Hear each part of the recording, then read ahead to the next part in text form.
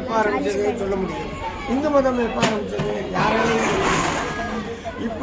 இப்பயும் நீ ஒவ்வொரு மஜித்துக்குள்ளேயும் பார்த்த அப்படின்னாக்க ஒரு சிவலிங்கம். இதை ஒரு முஸ்லீமே சொல்லியிருக்கார். வேலூர் இப்ராஹிம்னு சொல்லியிருக்கார். வேலூர் இப்ராஹிம்னு ஒருத்தர் யூடியூப்ல ஃபேமஸ். அவர் சொல்லியிருக்கார் ஒவ்வொரு தர்காக்குள்ளேயும் ஒவ்வொரு மஜித்துக்குள்ளேயும் சிவலிங்கம் இருக்கு. ஏன்னா இப்பயும் எல்லாரும் போய் பாத்தியா ஓதிட்டு வந்தோடனே மந்திரிச்சுன்னு வராங்க இல்லையா? எப்படி சரியா இருக்கு? அங்க சிவன் இருக்காரு, அதனால சரியா இருக்கு. அந்த சிவலிங்கத்தை எடுத்து வெளியே போட்டுருக்குன்னா சைபரா ஒன்றும் கிடையாது. சைபருக்கு வேல்யூ உண்டா? சைபருக்கு முன்னாடி ஒரு 1 போட்டீங்கன்னாக்க 10 ஆகும் இல்லையா? அதுக்கு முன்னாடி இன்னொரு 1 பார்த்தோன்னா 110 ஆகும். இப்படியே நீ முன்னாடி நம்பரை போட்டுட்டே போனால் தான் அந்த சைபருக்கு மதிப்பு. இதே சைபருக்கு எந்தெந்த நம்பரை போட்டீங்கன்னாலும் மதிப்பு கிடையாது. சைபர் தனியாக இருந்தாலும் மதிப்பு கிடையாது. பூக்கு மதிப்பு உண்டு. எப்போ மதிப்பு உண்டு பூக்கு? மல்லிகைப்பூ 1 கிலோ வாங்கிட்டு வராங்க. தலையில் வச்சுக்க முடியுமா? எப்போ தலையில் வச்சுக்க முடியாது? நூலில் கட்டினா தான். நூலுக்கு வாசனை உண்டா? இல்லை. அந்த வெறும் மல்லிகைப்பூவையும் தலையில் அந்த மல்லிகைப்பூவை கட்டினோம் அப்படின்னா ரெண்டும் ஒன்று சேர்ந்ததுன்னா தலையில் வச்சுக்கலாம். எந்த விஷயமா இருந்தாலும் 2 சேரணும். நம்ம இந்து மதத்தை பொறுத்தவரைக்கும் எப்படின்னு கேட்டீங்கன்னா, வந்துட்டு பக்தியோட இருந்தோம் அப்படின்னாக்க நம்ம கேட்கவே சாமி எனக்கு இதை கொடு அதை கொடுங்க கேட்கணும்.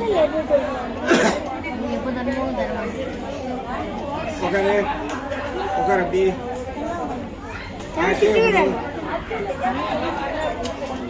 இங்க வா, இங்க வந்து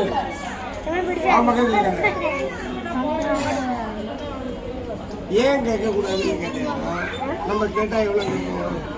ஒரு ஆசிரமம் இருந்தது, அங்கே திருவிழா வந்திருக்கு. அந்த திருவிழாவுக்காக வர பக்தர்களுக்கெல்லாம் கொடுக்கணும்னு சொல்லிட்டு லட்டு பண்ணியிருக்காங்க. நிறைய லட்டு. இந்த மாதிரி ஒரு ரூம் ஃபுல்லாக லட்டு அடிக்க வச்சுருக்காங்க வர பக்தர்கள்.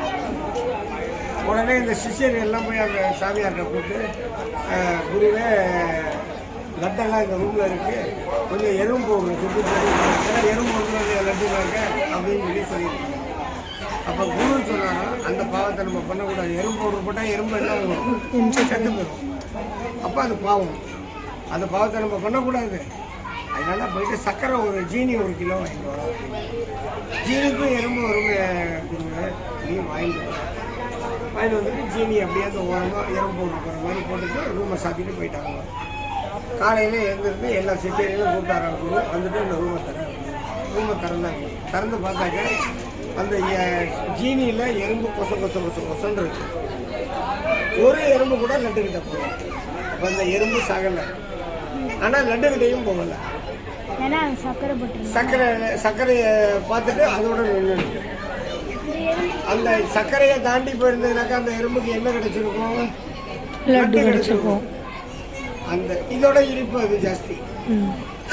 அதுக்கு அறிவு இருந்ததா? இல்லை. இந்த சர்க்கரையோட திருப்தி ஆயிடுச்சு. இப்போ நம்மளோட திருப்தி எப்படி இருக்கும்னு கேட்டீங்கன்னா, ஒரு 10 ரூபா கிடைச்சா சும்மா கேட்டு பார்ப்போம், ஒரு 10 ரூபா கிடைச்சா போகிறோம் அப்படின்னு நினைப்போம். ஆனால் சாமி நமக்கு கொடுக்கறதுக்கு ₹1,00,000 வச்சுருப்பாரு.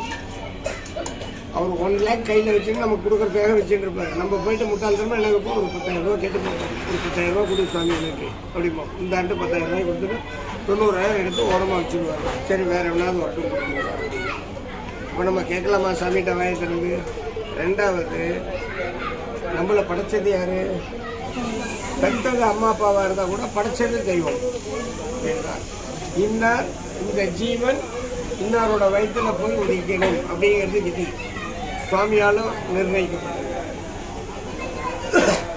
இப்போ எங்கள் அம்மா வயிற்றில் நீ வர முடியாது, உங்கள் அம்மா வயிற்றில் நான் வர முடியாது. அப்போ அந்த சுவாமி இந்த இடத்துல இன்னாருக்கு இவன் ஜனிக்கணும் அப்படிங்கிறது சுவாமியோட இது. அப்போ நம்மளை படைச்சது அந்த தெய்வம்.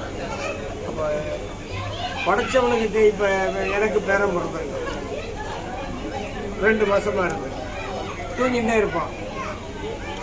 என் பொண்ணு என்ன பண்ணுவா, எழுப்பி விடுவான். ஏன்டா அப்படின்னா 2 மணி நேரம் ஆச்சுப்பா தூங்கிட்டே இருக்கான், பசி வந்துருக்குல்ல பசி தெரியாமல் தூங்குறான்.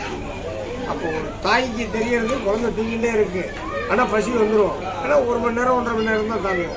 தாய்ப்பால் குடிக்கிற குழந்தை இவ்வளோ குடிச்சது அப்படின்னாக்கா அவ்வளோ நேரம் தான் தாங்கும். ஒரு யூரின் போச்சுன்னா திருப்பி பசி வந்துடும். அதுவும் தெரியாமல் தூங்கிட்டு இருக்கு அப்படின்னு சொல்லிட்டு எழுப்பி கொடுக்குறான். அப்போ ஒரு மனுஷனுக்கு அந்த புத்தி இருக்கும்போது நம்மளை படித்த தெய்வத்துக்கு புத்தி இருக்குமா இருக்காதா? யோசிக்காதா? அப்போ நீ கேட்கணுமா? அந்த சின்ன குழந்தை கேட்குறதா எனக்கு பால் வேணும் பசிக்கிறதுன்னு, ஆனால் தாய் கொடுக்குறா. அந்த மாதிரி நம்ம நின்று கையெடுத்து கும்பிட்டோம் அப்படின்னா சுவாமி நமக்கு என்ன கொடுக்கணும்னு அவர் முன்னாடியே முடிவு பண்ணி வச்சுருப்பார். நம்ம கேட்கவே தேவையில்லை, இவனுக்கு இவ்வளோ தான் கொடுக்கணும் அப்படிங்கிறது அவரோட முடிவு, எடுத்து கொடுத்துருப்பாங்க. அப்போ நம்ம சுவாமிகிட்ட வந்தால் என்ன வேண்டிக்கிறோம்? ஔவையார் போகும்போது இது காரைக்கால் அம்மையார் திருக்கைலாயத்துக்கு போகிறாங்க. அந்த அந்த இமயமலையில் ஏறும்போது தலையால் நடந்து போனாங்க புராண காலத்தில். அப்போ ஏன் அப்படின்னு சிவன் கேட்குறாங்க, தாயே ஏன் இப்படி தலையில நடந்து வர அப்படின்னு. சிவபெருமானே இங்கே இருக்கிற ஒவ்வொரு கல்லையும் நீ இருக்க லிங்கம், ஒவ்வொரு கல்லையும் நான் லிங்கமாக பார்க்குறேன். அந்த லிங்கத்தை நான் மிதிச்சுட்டு போகிறதா என் காலையில், அதுக்காக தலைக்கீழே வரேன். சரி, நான் ரொம்ப மகிழ்ச்சி ஆகிட்டேன், பக்தி மகிழ்ச்சி ஆகிட்டேன், உனக்கு என்ன வரம் வேணும் கேளு. நம்ம என்ன கேட்போம் அப்படின்னு, சாமி நம்ம உனக்கு என்ன வரம் வேணும்னு கேட்டேன். எனக்கு நிறையா காசை கொடு, பணத்தை கொடு அப்படின்னு கேட்போம். வசதியை கொடு, வாய்ப்பை கொடுத்து கேட்கக்கூடாது. அவன் என்ன தெரியுமா கேட்டாலும் அந்த கிழவி, மீண்டும் நான் பிறவாது இருக்க வேண்டும், பாட்டாதான் பாடியிருக்கான். மீண்டும் நான் எனக்கு மறுபிறவியே வேண்டாம், நான் உங்ககிட்டயே இருக்கணும், இங்கே திருக்கைலாயத்திலேயே ஒரு கணமாக இருக்கணும், பூத கணங்கள்லாம் இருக்கணும், மீண்டும் பிறவாது இருக்க வேண்டும். அப்படி பிறக்கின்